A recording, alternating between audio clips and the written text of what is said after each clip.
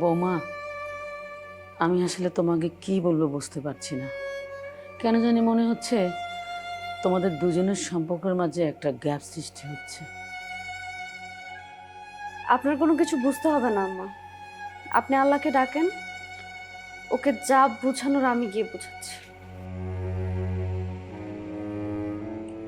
আল্লাহ, তুমি রহম করো। আমার ছেলে বউটা যা শুরু করেছে, ওদের সম্পর্কটা মনে হয় আর টিকবে না।